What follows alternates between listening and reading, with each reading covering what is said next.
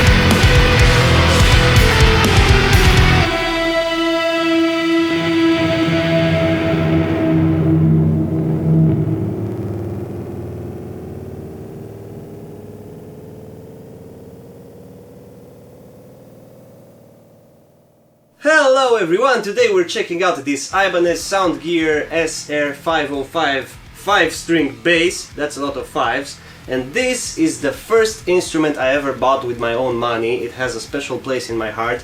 I bought it back in 2016 or 17, I can't remember exactly, but it's pretty old.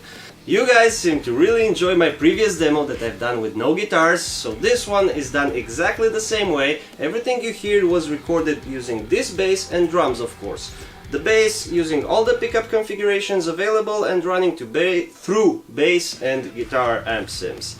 But if you want more information, the whole signal chain is down in the description. So, being so old, I have never taken it to a luthier.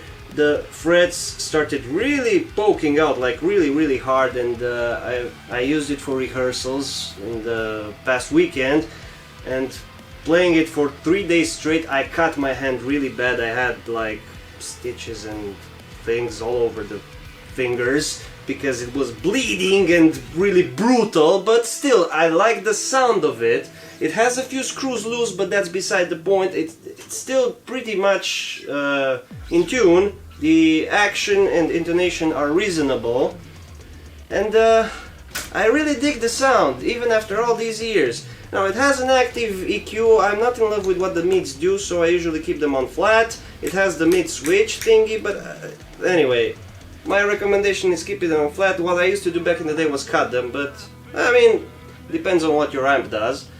But anyway, other than that, this bass is pretty cool. It stays in tune really well, and if you take it to a luthier and show it some love after about 7 or 8 years or 6, I can't count on camera, I'm sorry. But if you take it to a luthier every now and then to take care of the pokey holes and the missing screws, and this also popped off, it's a really great bass for the money. Now, I don't know if they make this exact model anymore, but they certainly do have something similar. What else can I say about it? This thing happens. It happens to all of the SR505 models I've ever seen, and I've seen quite a few. It also tends to happen here depending on how you pick and how you use your fingers. And I mean, I enjoy it. It's like battle scars and stuff. But if you're not into that, maybe get a different model. And what else can I say? Something about the shiny butt. What shiny butt? It has a shiny butt. What butt? That butt. What butt? That one! Where? Flip it. That's the shiny butt. What the butt? It's because it was used a lot and it's shiny now. This? Yes. Oh, it has a shiny butt. Shiny butt. Yeah, it has a shiny butt because this was a matte finish, but over the years, from doing the freaky stuff, it turned out shiny. The neck is a satin neck. It's pretty cool. And other than that, I don't know, great workhorse, and I think for the money it's one of the better basses you can get. And it wears its scars beautifully.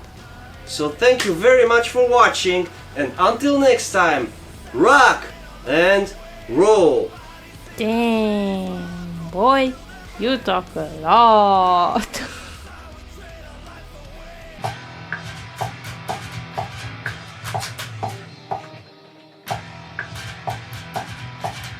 No!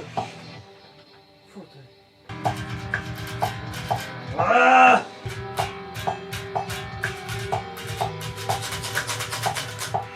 Mătii.